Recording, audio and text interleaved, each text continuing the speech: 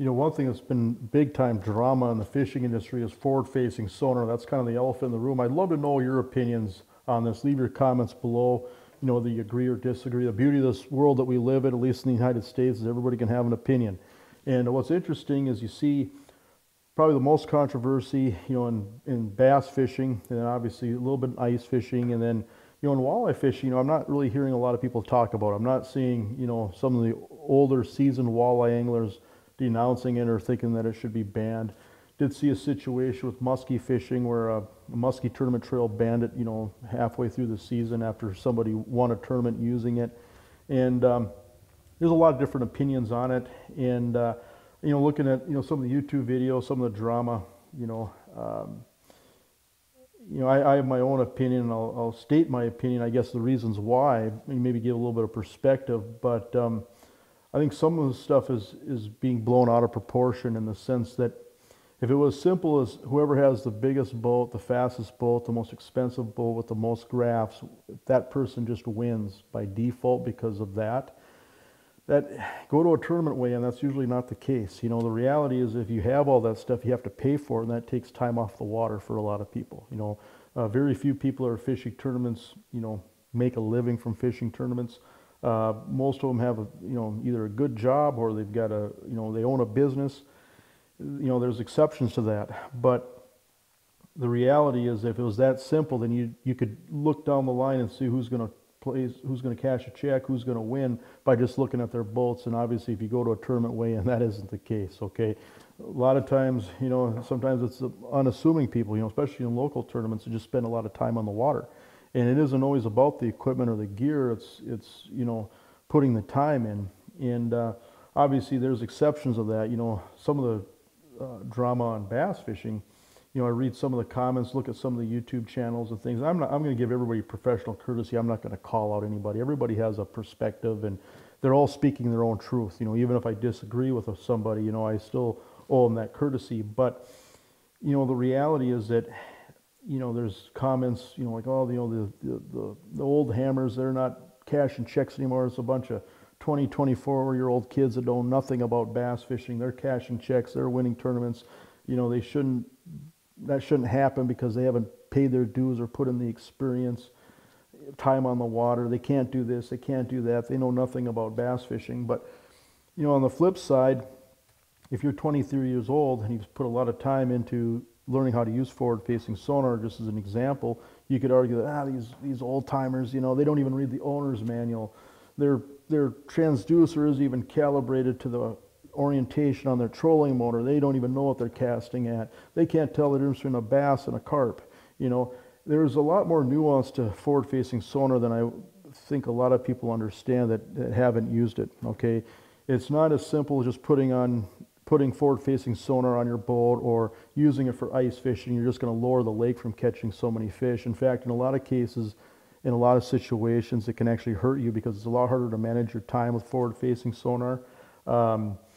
It's a fascinating tool where you can learn a lot, but at the same time, you know, like there's an old saying with fish, you don't leave fish to find fish. With forward-facing sonar, sometimes you do have to leave fish, you know.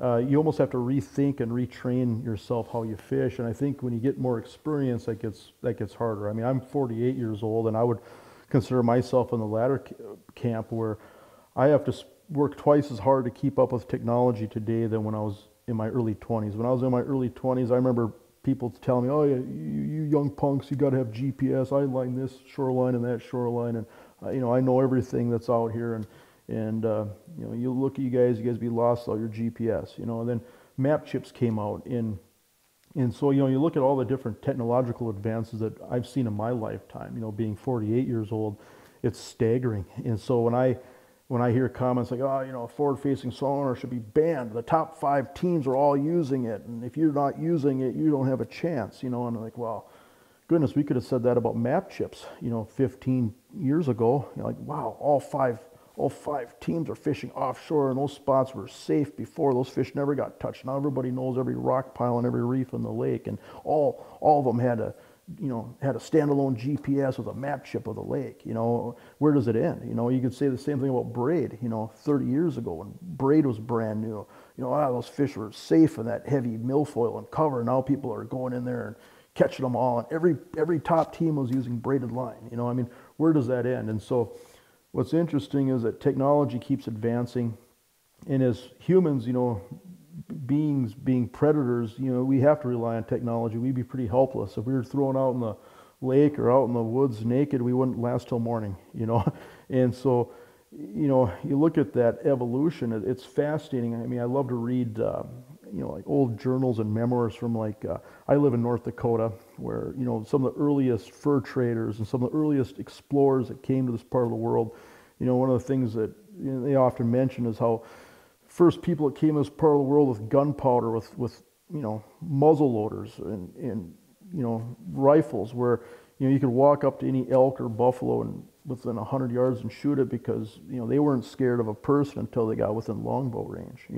And then the Native Americans were complaining that, hey, you're ruining our hunting. We can't get close to the game. You're spooking all the game. Or first railroad lines that came through the Dakotas or Kansas or Nebraska, they'd shoot all kinds of buffalo off the railroad train as it's passing through. And then within a year of that, they had to go 20 miles or more away from the tracks to find buffalo again. And so I think the one thing that maybe we don't always appreciate as anglers is that Mother Nature adapts to us a lot, and we're already starting to see that too. And so that's going to be the other shift. This is a meandering evolution where there's going to come a time where if everybody's using forward-facing sonar and everybody's fishing the same fish the same way, guess what's going to happen?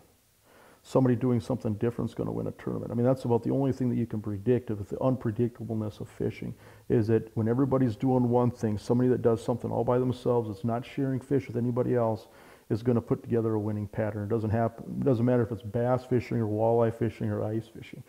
That's something you can always count on. A lot of times tournaments aren't won with the very best, most prominent pattern that's happening on the lake, because it's getting divided up and shared too many times.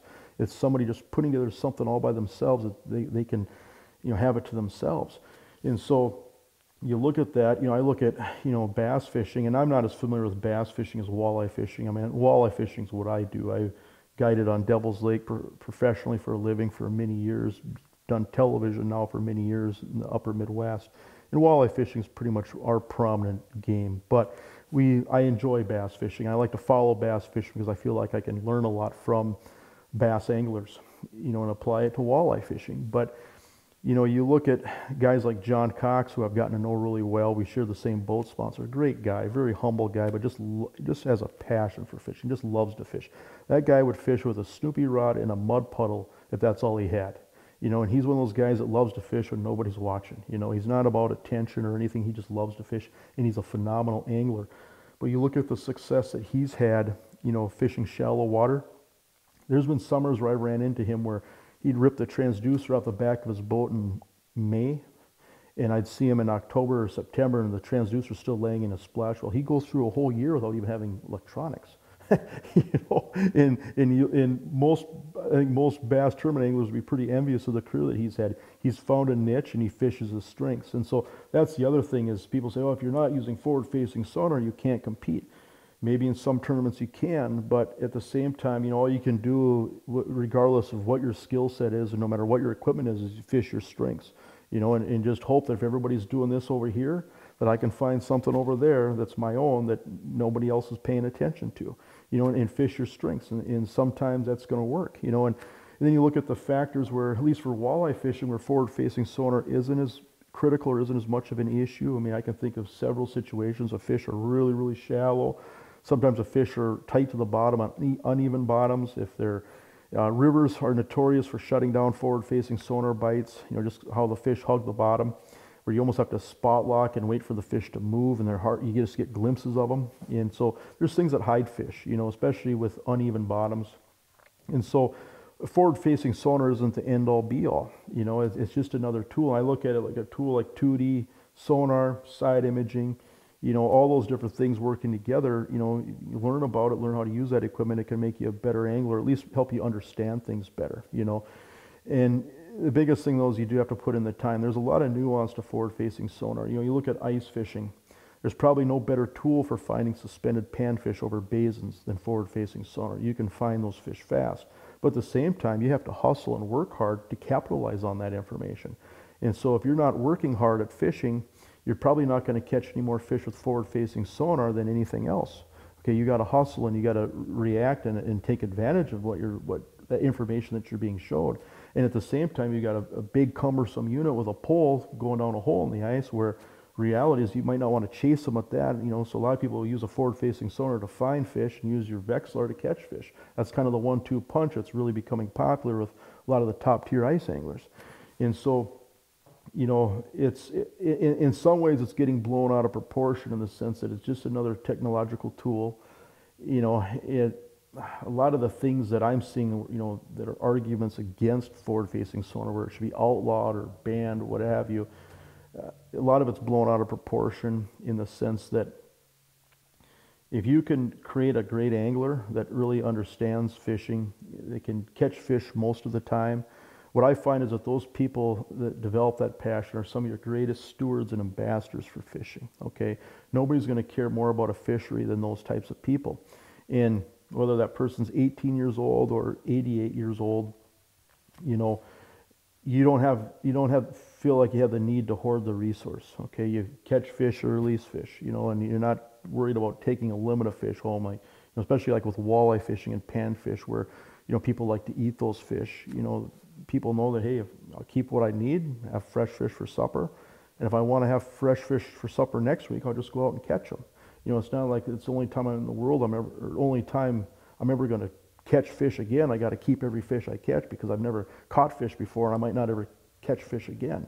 I feel like if you can create good anglers, I think those anglers become pretty self-regulatory, okay? But the other thing is that learning about fishing is fun, okay? Learning about fish is fun. And I look at what forward-facing sonar has taught me, and I find it fascinating. Everything from how fish reacted to presentations to, like with walleye fishing, there's a lot of times where I was inadvertently fishing below the fish and didn't even realize it, because as the boat goes over the fish push down towards the bottom, and I'm fishing down towards the bottom where I'm seeing fish on 2D sonar, for example. But the reality is that the fish are a lot higher than what I envisioned, because I didn't realize that the boat was pushing or moving fish, and I didn't understand that until forward-facing sonar. And so didn't understand how much fish moved, or how fish related to others, like if I'm targeting walleyes, how they're relating to other species. I mean, I've learned so much, and I find the learning is what I never get tired of. I mean, that's what keeps fishing fun for me every day, is just learning more and more and more about fish and fishing. And I hope that never changes, and so I feel like sometimes some of this technology can broaden that and open that up even more, where, yeah, I've learned a lot with forward-facing sonar, but now I have even more questions that fascinate me, and at the end of the day, if you fish in a tournament and somebody beats you, be a man and shake the person's hand. Sometimes, I mean, I get it. I mean, I know what it's like to win a tournament. I know what it's like to bomb in a tournament, and there's nothing worse. The highs are highs, the lows are low, and there's nothing worse than bombing in a tournament, But if you can't handle losing, do not sign up for fishing tournaments. It's not your thing. If you cannot handle losing, because you're going to lose, and you're going to lose a lot if you fish tournaments. You're going to get humbled, okay? You're going to get humiliated. And if you can't handle that, just don't sign up in fishing tournaments. Just go out and fish for fun. That's fine. But you're going to have that humility, and when you are humbled, when you do get that humiliation, at least be a man about it. Shake the person's hand. Don't whine and cry. Don't storm off from the boat ramp. The way I look at it is, if you can stick around for a weigh-in, even if you're not cashing a check, you can always pick something up. You can always learn something. Shake the person's hand and clap when they get their trophy or their plaque or their check. Because when that happens to you, it's kind of nice to have somebody clapping and being happy that you won. That's the way I look at it. And everybody, if you fish hard, you can become a great angler. If you put a lot of time in, you can become a great angler, and everybody gets a turn. It seems like if you put in the work, and so lose like a man. Have some humility, shake the person's hand, and like one of my favorite anglers to follow is Rick Clunn. I mean, to me, he's just a stud, just a hammer. And I don't know how old he is now, but he's been fishing tournaments for 50 years, and just the humility he has. Where he'll I mean, just so much. The guy has so much grace, and so that's one of the guys that I enjoy following on the bass side of things. But have some grace. It used to be where it felt like you're in your prime as an angler when you're maybe 45 years old.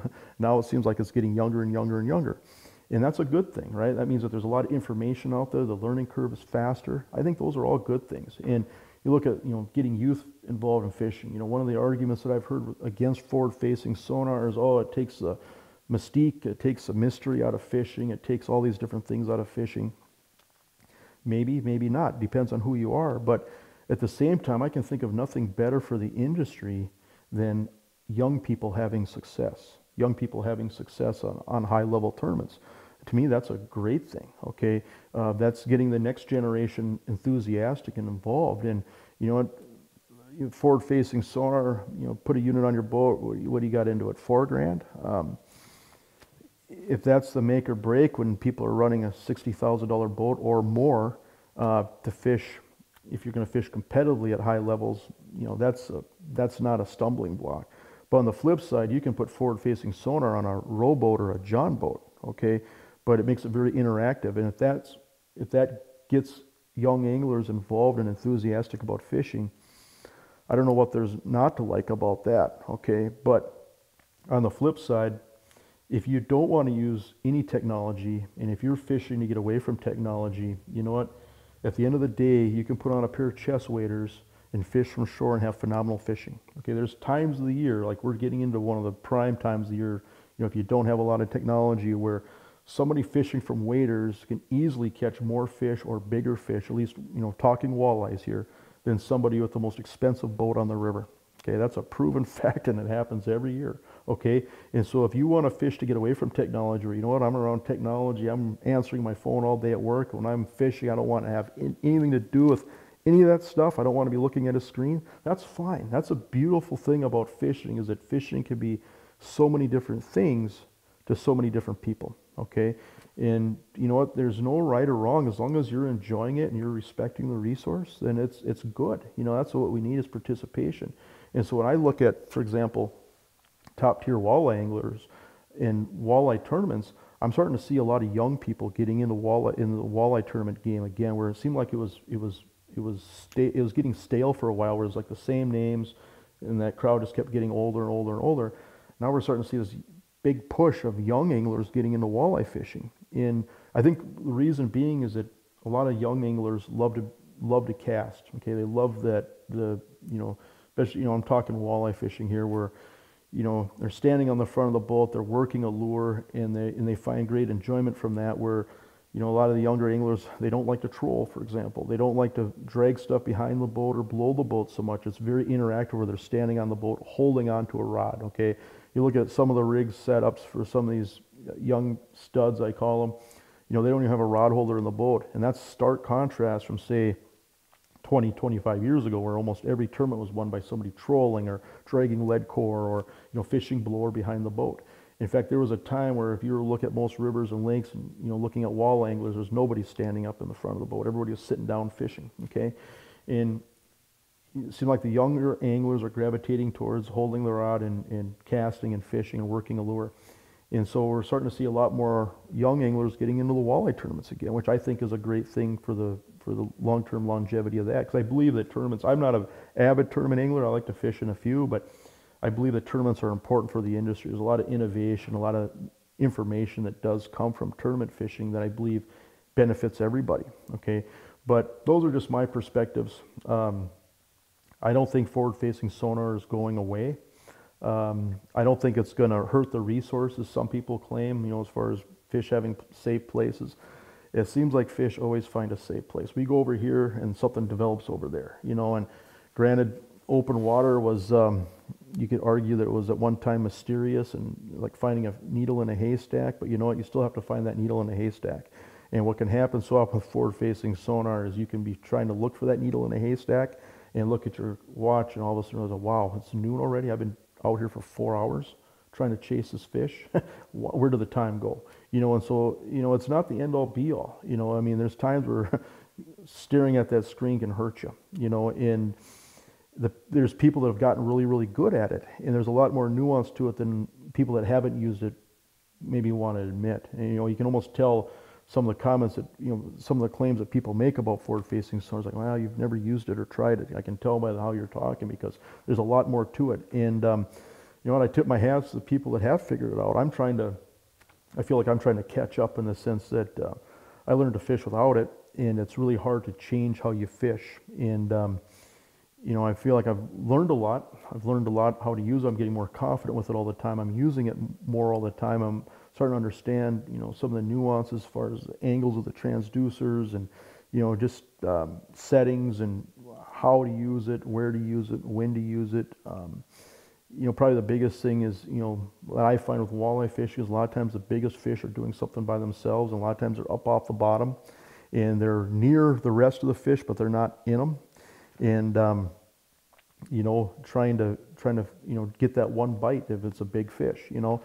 And you know, you can spend a lot of time figuring that out. You can spend a lot of time, and I'd even argue no time is wasted on the water because you're always learning something, but you can spend a lot of what feels like unproductive time trying to learn the nuances of forward-facing sonar, because you have to forget a lot of the things that you learned before. Okay, for example, a lot of the times these big fish, they're not relating to anything specific. They're just random. You know, they're not on structure per se. They're just floating out there, you know, 6 feet off the bottom over nothing. How would you ever find that fish before? You know, and so that sounds simple, but when you're used to, you know, fishing things that you can see, or fishing structure and things that you can graph, and you know, you've learned to fish a certain way, throwing all that past information and history out the window is really, really difficult to do. It's easier said than done, and I think that's why some of the younger anglers have gravitated and gotten so good at it, is that they don't have that history to throw out the window. They're not fighting any past experience. And the other thing is, a lot of them are growing up around technology, where, for example, my kids, I mean, if I ever have a problem with my phone or don't understand how to do something on my phone, I just give it to my kids. They figure it out in 5 seconds.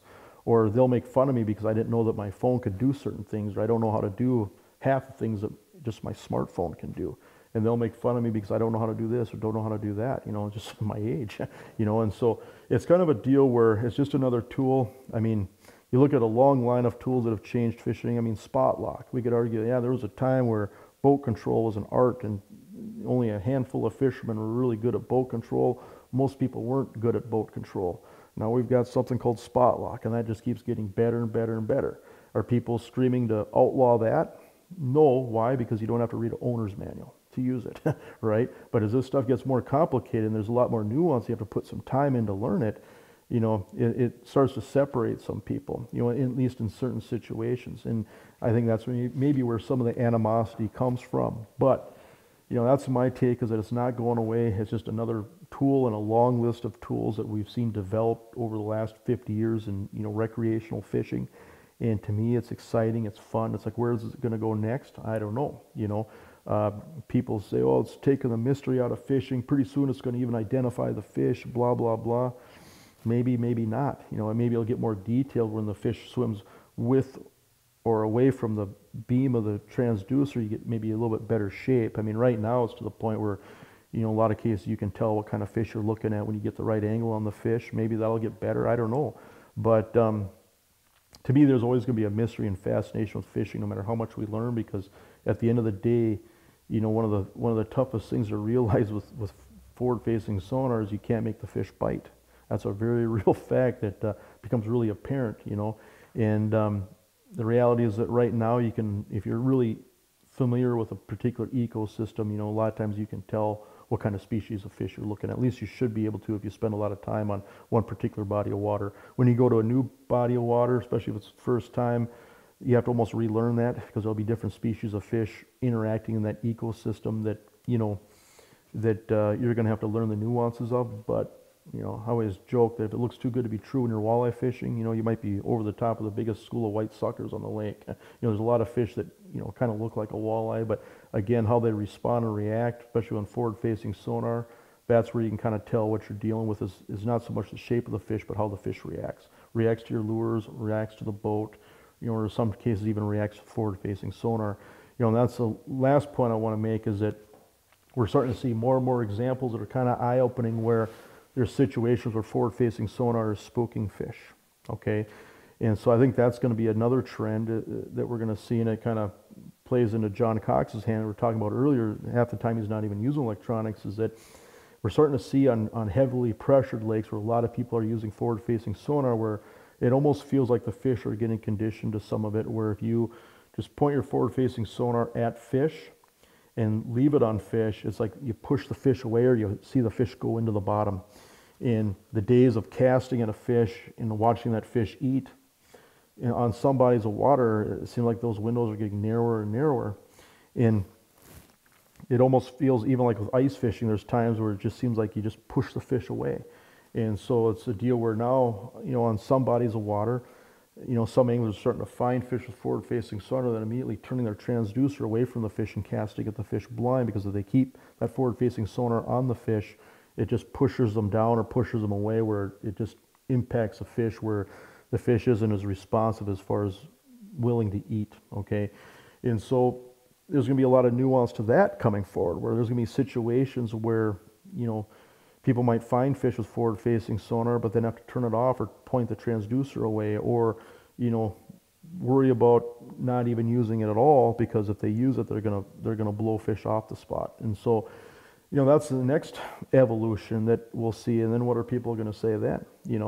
And so it's a deal where, you at the end of the day, you do what you can with what you have. You fish your strengths. You have fun doing it, and you just be fascinated by it all. And I feel like every person has a voice. Every person has an opinion, which I think is good. That's important.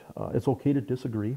It's okay to have different perspectives, and that's perfectly fine. That's what makes this industry beautiful, in my opinion, is that not everybody has to think the same way. But I find technology, equipment, tools fascinating. I always want to find a better way to catch fish. I always want to catch more. Okay, I'm not out there to rape and pillage per se. I just love setting the hook on a fish. And if I could make a deal where I could catch 5 times as many fish the rest of my life and throw every one of them back, that's fine. Like, I'm not about anything else. I just love setting the hook.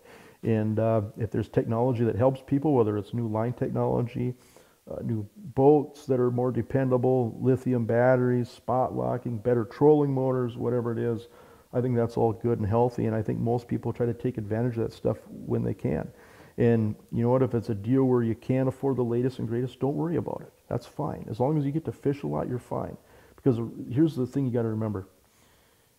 And this is the dirty little secret of the fishing industry, is if the average person has, say, a $150,000 boat, okay, they've got a $60,000 pickup to pull it, they've got all kinds of rods, tackle, they've got all the electronics, they've got 6 screens in their boat, whatever. The reality is that unless they're doing it professionally full-time, which is very few people that get to fish for a living. There's a handful of top-tier guides, there's a handful of tournament pros and television personalities, people that get to do it full-time. But for most people, they have a day job. In order to afford all that stuff, you have to have, a pretty high commitment, okay, to have that type of a career, to allow you to afford that type of equipment. You're basically going to be married to your work. I mean, that's just the way it is. There's no career in the world that'll pay you 200, 300 grand a year to work part-time and to work real casually, right? I mean, that's just the way it is. I mean, if I'm missing something, let me know, because I'd love to have that job. But the reality is that those people have to put in a heavy commitment into their career in order to be worth that type of money, so they can afford that type of stuff. Well, guess what? It takes time away from the water, right? And so I tell you what, if you're a wall angler, you can relate to this. I mean, go to any river in the springtime, and the person that's a real threat has usually got some beat up, scratched up John boat that's pretty unassuming. The seats are flat from sitting in it so much, and minimal amount of tackle, minimal amount of equipment, big heavy anchor, and they know right where to go and what to do. And those people clean house. And the tourists that come into town with the big fancy sparkly boats that don't know where to go and know what to do, they're not as much of a threat, okay? And so you watch the local anglers, that are really top tier anglers, that are really good at fishing, that really have, walleyes figured out in river systems, for example. Those are the people to watch. And a lot of times they don't have all the fancy equipment, but they know what to do and where to do it.